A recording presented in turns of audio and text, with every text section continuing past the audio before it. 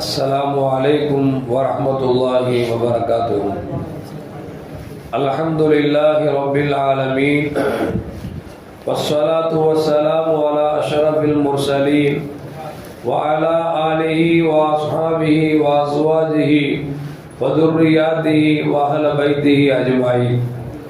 சங்கைக்கும் மேன்மைக்கும் உரிய பெரியோர்கள சகோதரர்கள, எல்லாம் வல்ல அல்லாஹ் ஜல்ல ஜலாலுஹு நாம் செய்யக்கூடிய எல்லா நற்காரியங்களையும் முகஸ்துதியின்றி இஹ்லாஸான முறையில் இறைவனுக்காக மட்டுமே செய்யப்பட்ட நல்வணக்கங்களில் நம் வணக்கங்களை அல்லாஹ் அங்கீகரித்துக் கொள்வானாக.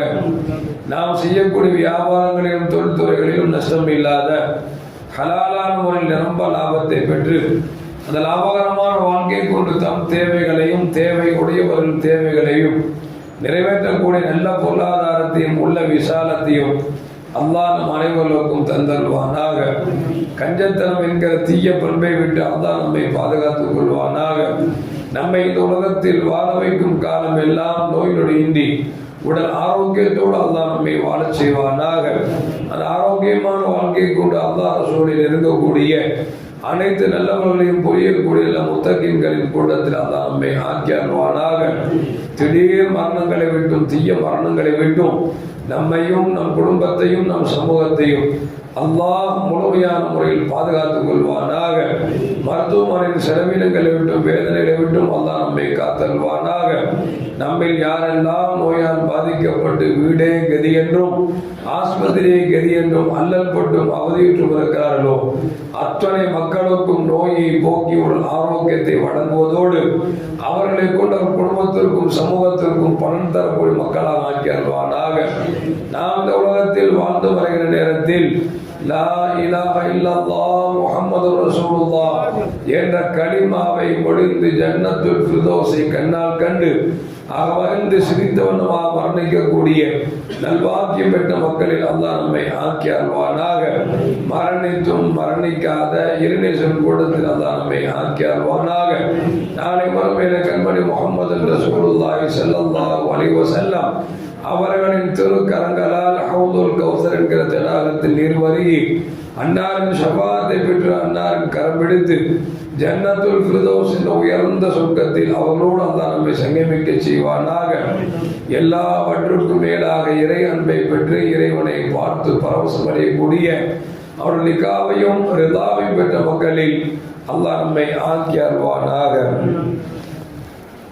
அருமையான மூமின்களே, நம்முடைய பள்ளியில் ஹாஃபிஸ் அவர்கள் ஏற்று ஓதிய ஒரு வசனத்தில் அல்லாஹ் சொல்லுவான், இது அசர்ன நபியிலா பாதி அஸ்வாஜிஹி என்கிற வசனத்தில் அல்லாஹ் சொல்லுவான், ஒரு கட்டத்தில் கண்மணி முஹம்மது ரசூலுல்லாஹி ஸல்லல்லாஹு அலைஹி வஸல்லம் அவர்கள் தன் மனைவி ஹஃப்ஸா ரலியல்லாஹு தஆலா அன்ஹா அவர்களை அழைத்து ஒரு ரகசியம் ஒன்றை சொல்வார்கள். அந்த ரகசியம் என்ன என்பதை முஃபஸ்ஸிர் எழுதுகிறார்கள். பெருமானார் ஸல்லல்லாஹு அலைஹி வஸல்லம் சொன்னாங்க, ஹஃப்ஸா யாருன்னா உமர் ரலியல்லாஹுடைய மகளா, ரசூலுல்லாஹுக்கு மனைவி. ஹஃப்ஸாவுக்கு கூட சொல்லுவாங்க, ஹஃப்ஸா என் மரணத்துக்கு பின்னால் ஆயிஷாவின் தந்தை அபூபக்கர் சித்தீக் ரலியல்லாஹு தஆலா அவர்கள் ஆட்சிக்கு வருவார்கள். அபூபக்கர் ரலியல்லாஹுடைய காலத்திற்கு பிறகு உன் தந்தை உமர் ரலியல்லாஹு தஆலா அவர்கள் ஆட்சிக்கு வருவாங்க, இது யார்கிட்டையும் சொல்லிட வேண்டாம்னு சொல்லி ரசூலுல்லாஹ் சொல்லுவாங்க. நம்மள்ட்ட என்ன பழக்கம், யார்கிட்டையும் சொல்ல வேண்டாம்னு சொல்லும் பார்த்தீங்களா, அதுதான் ரொம்ப வேகமாக போகும். அது பெண்கள்கிட்ட அந்த குணம் கொஞ்சம் அதிகமாக இருக்கும்.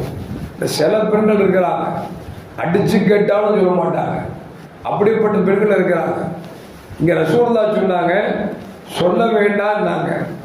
ஹஃப்ஸா ரலியல்லாஹு தஆலா அன்ஹா நம்ம யாருக்கு சொன்னாங்க, ரசூலுல்லாஹ்வுடைய காலத்துக்கு பிறகு ஆயிஷா ரலியல்லாஹு தஆலா அன்ஹாவுடைய பாப்பா ஆட்சிக்கு வருவாங்க. அதுக்கு பிறகு என்னை ஈண்டெடுத்த பாப்பா உமர் ரலியல்லாஹு ஆட்சிக்கு வருவான்னு இருக்காங்க.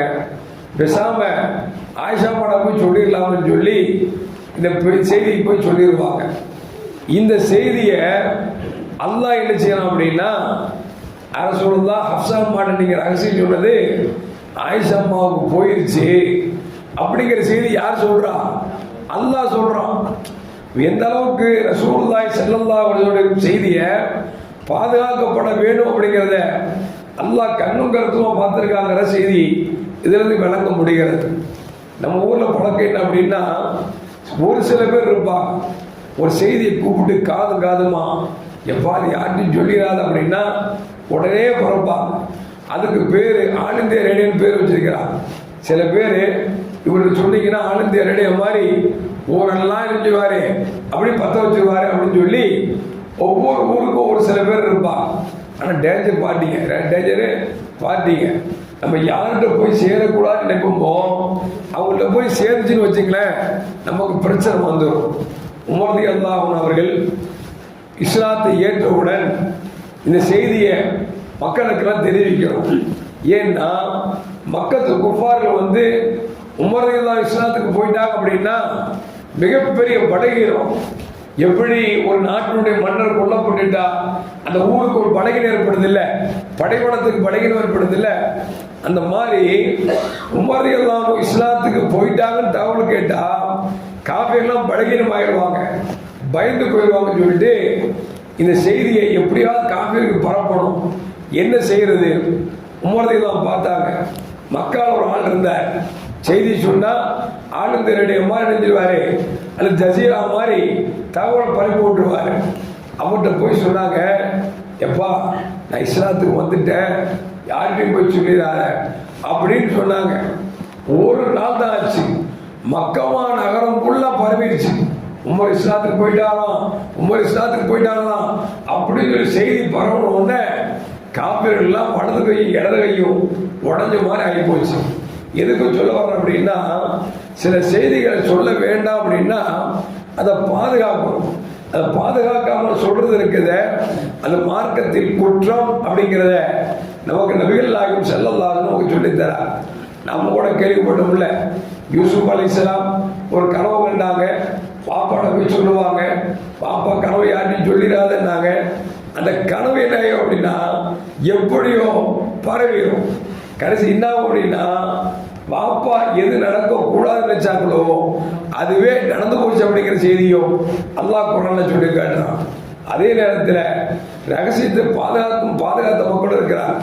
கண்மணி முகமது ரசூலுல்லாஹி ஸல்லல்லாஹு அலைஹி வஸல்லம் மரணப்படுக்கையில் இருக்கிறாங்க. அன்னை ஃபாத்திமா ரலியல்லாஹு தஆலா அன்ஹா வர்றாங்க. வந்ததை பார்த்து பெருமானார் ஸல்லல்லாஹு அலைஹி வஸல்லம் எந்திரிச்சு நிற்கன்னு நினைக்கிறாங்க, முடிய மாட்டுது. படுத்துட்டு அந்த அம்மாவை வரவேற்கிறாங்க. ரசூலுல்லாஹ்வுடைய நிலையை பார்த்துட்டு ஃபாத்திமா ரலியல்லாஹு தஆலா அன்ஹா அழுகுறாங்க. அழுத ஃபாத்திமாவை கூப்பிட்டு ரசூலுல்லாஹ் காதில் ஒரு ரகசியம் சொன்னாங்க. இதை கேட்ட உடனே சிரிக்க ஆரம்பிச்சிட்டாங்க. ஃபாத்திமா ரலியல்லாஹு தஆலா அன்ஹா பல மனைவிமார்களும் ஃபாத்திமாவை கூப்பிட்டு கேட்டாங்க, நீ அழுதிய திடீர்னு நபி ஏதோ காதில் கூப்பிட்டு ரகசியம் சொன்னாங்களே, சிரிச்சிட்டீங்களே, அது என்ன ரகசியம் சொல்லுங்களே அப்படின்னு அவங்க சொன்னாங்க, அதுதான் ரகசியம் ஆகி போச்சா இல்லையா, அதை போய் ஏன் கேட்குறீங்க, சொல்ல மாட்டேன்ட்டாங்க. கடைசியில் 6 மாதம் கழிஞ்சு அன்னைக்கு ஃபாத்திமா ரலியல்லாஹு தஆலா அன்ஹா மரணப்படுங்க. அப்போ ஆயிஷா வந்து கேட்குறாங்க, ஃபாத்திமா அன்னைக்கு ரசூலுல்லாஹ் மரணப்படுக்கையில் இருக்கும்போது நீங்கள் அழுதிங்க, நபி கூப்பிட்டு ஏதோ சொன்னாங்களே, நீங்கள் சிரிச்சிங்களே, அந்த ரகசியத்தை இப்போமாவது சொல்றீங்களா அப்படின்னு அவங்க சொன்னாங்களாம். ஒன்றும் இல்லை, நபி காதில் கூப்பிட்டு சொன்னாங்க, நான் மௌத்தா போன பிறகு என் குடும்பத்தில் முதல்ல மௌத்தா போய் என்னை சந்திக்கிற நீ தான் சொன்னாங்க, அதை கேட்டு சந்தோஷப்பட்டேன், அதனால சிரிச்சேன் அப்படின்னு சொல்லி அன்னை ஃபாத்திமா ரலியல்லாஹு தஆலா அன்ஹா சொன்னார்கள் என்று சொன்னால், ரகசியத்தை 6 மாதம் அது மேலே வாழலை, அது வரைக்கும் பாதுகாத்தாங்க அப்படிங்கிற தகவல் வருது. அதுபோல பெருமானார் ஸல்லல்லாஹு அலைஹி வஸல்லம் ரகசிய காப்பாளர் ஒரு சஹாபி இருந்தாங்க, அபூ தர் கிஃபாரி ரலியல்லாஹு தஆலா. அவங்கள்ட்ட ரசூலுல்லாஹி ஸல்லல்லாஹு அலைஹி வஸல்லம் ஒரு லிஸ்ட் சொல்லியிருந்தாங்க, இன்னார் முனாஃபிக்கு அப்படின்னு சொல்லிட்டு இதை வெளிப்படுத்திடாத அப்படின்னாங்க. அந்த சஹாபியை பொறுத்த வரைக்கும் ரகசியத்தை பாதுகாக்கிறத ரொம்ப கண்ணு கருத்துமா இருப்பாங்க. உமர் ரலியல்லாஹு தஆலா ஆட்சி காலத்தில் அவங்களுக்கு மரணம் வருகிற பொழுது இந்த அபூ தர் கிஃபாரி ரலியல்லாஹு அன்ஹு கூப்பிட்டு கேட்டாங்க, அபூ தர் கிஃபாரியே, ரசூலுல்லாஹி ஸல்லல்லாஹு அலைஹி வஸல்லம் உங்கள்கிட்ட முனாஃபிக் லிஸ்ட் போட்டு கொடுத்தாங்கல்ல, இன்னார் முனாஃபிக்குன்னு சொல்லி கொடுத்தாங்கல்ல, அந்த முனாஃபிக் லிஸ்ட்ல நான் இருக்கிறேன்னு சொல்லலாம் அப்படின்னு ஒன்று சொல்ல மறுப்பாங்க. நான் மௌத்தா போயிடுவேன், சொல்லிட்டேன் சாந்தமாயிருவேன் அப்படின்னு கேட்கும்போது சொன்னாங்களாம், உங்களை அந்த லிஸ்ட்ல நீங்க இல்லை அப்படின்னு சொல்லி அபூதல் கிஃபார் ரலியல்லாஹு தஆலா அன்ஹு நபிகள் நாயகம் ஸல்லல்லாஹு அலைஹி வஸல்லம் வாழுகிற காலத்தில் சொன்ன ரகசியத்தை அபூபக்கர் ரலியல்லாஹு ஆட்சி காலம் முடிந்து உமர் ரலியல்லாஹு ஆட்சி காலத்தில் அவர்கள் மரணத்தை நெருங்குகிற பொழுதுதான் கேட்ட பொழுது சொன்னார்கள் என்று சொன்னால், அருமையான மக்களே, ரகசியத்தை ரகசியம் என்று சொன்னால் அதை பாதுகாக்க வேண்டும் தவிர பகிரங்கப்படுத்துவது என்பது கூடாத ஒரு செயல். அல்லாஹ்வுக்கும் ரசூலுக்கும் பிடிக்காது. மேலும் முஆத் பின் ஜபல் ரலியல்லாஹு அன்ஹு சொல்றாங்க, நபிகள் நாயகம் ஸல்லல்லாஹு அலைஹி சொன்னாங்க, நீங்க ஏதாவது ஒண்ணு ஆரம்பிக்கணும்னு வச்சுக்கிட்டீங்களேன், உதாரணத்துக்கு கடை ஆரம்பிக்க நினைக்கிறீங்க, அல்ல வீடு கேட்ட போயிட்டு நினைக்கிறீங்க, இது நீங்க பகிரங்கப்படுத்தாதீங்க.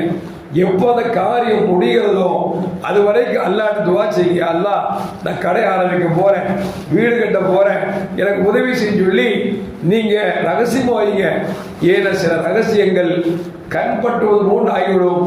கடை ஆரம்பிக்க போறேன்னு சொல்லுவீங்க, எவ்வளவோ தலைகள் நிற்பீங்க, கடை கிடைக்க, வீடு கட்டு நினைப்பீங்க, காசு இருக்கும், போனால் கட்ட முடியாது. என்ன காரணம்னா நீங்க கெட்ட போற ரகசியத்தை 4 பேர்ட்ட சொல்லும் பொழுது, அட வீடு கட்ட போறானா, அவ்வளவு காசு வச்சிருக்கானா, எப்படி சம்பாதிச்சான், எங்க இருந்து வந்துச்சு அப்படின்னு சொன்னான்னு வச்சுங்களேன், சொல்லுவாங்கல்ல, கல்லடி போட்டாலும் பட்டலாம், கண்ணடி போடக்கூடாது. ஏன்னா கண்ணடி கபர்ஸ்தான் வரைக்கும் தூக்கி போயிடும், கபர்ஸ்தான் வரைக்கும் தூக்கிட்டு போயிடும். அதனால முடிஞ்ச வரைக்கும் ரகசியத்தை பாதுகாக்க வேண்டும் பெருமானார் ஸல்லல்லாஹு சொல்றார். இன்னைக்கு எப்படி ஆகி போச்சுன்னா, ஒரு குழு ஒரு ரகசியத்தை பேசாம வச்சுக்கலேன், இன்னொரு குழுவுக்கு தெரியக்கூடாதுன்னா இவர் எணிச்சு வந்து குழு உட்கார்ந்துருக்கிறது போன் ஆன் பண்ணிட்டு உட்கார்ந்துருப்பார். எந்த குழுவுக்கு? அந்த குழுவுக்கு செய்தி போற மாதிரி. இல்ல இங்க பேசுறத அப்படியே கூட அங்க போடுவார். ஏன்னா அவங்களுக்கு தகராறு வரட்டும் அப்படிங்கிற மாதிரி சில குழப்பவாதிகள் இருந்து கொண்டே இருக்கிறார்கள். அல்லாஹ் காப்பாற்றணும். அந்த மாதிரி செயல் இருக்குது, ரொம்ப ஈனத்தனமான செயல், ரொம்ப கேவலமான செயல், அல்லாஹ்வுக்கும் ரசூலுக்கும் பிடிக்காத செயல். எந்த ரகசியத்தை ரகசியமாக ரசூலுல்லாஹ் பாதுகாக்க சொன்னாங்களோ பாதுகாப்பது தான் அழகு, பாதுகாப்பவும் தான் மூமின் என்று பெருமானார் ஸல்லல்லாஹு அலைஹி சொல்லி தருகிறார்கள். எல்லாம் அல்லாஹ் ஜல்ல ஜலாலுஹு ரகசியத்தை பாதுகாத்து வாழக்கூடிய நல்ல முத்தகீன்களின் கூட்டத்தில் அல்லாஹ் நம்மை ஆக்கி அருள்வானாக. அஸ்ஸலாமு அலைக்கும் வரஹ்மத்துல்லாஹி வபரகாத்துஹு. ஸல்லல்லாஹு அலா முஹம்மது ஸல்லல்லாஹு அலைஹி வஸல்லம். ஸல்லல்லாஹு அலா முஹம்மது ஸல்லல்லாஹு அலைஹி வஸல்லம். ஸல்லல்லாஹு அலா முஹம்மது யா ரப்பி ஸல்லி அலைஹி வஸல்லிம்.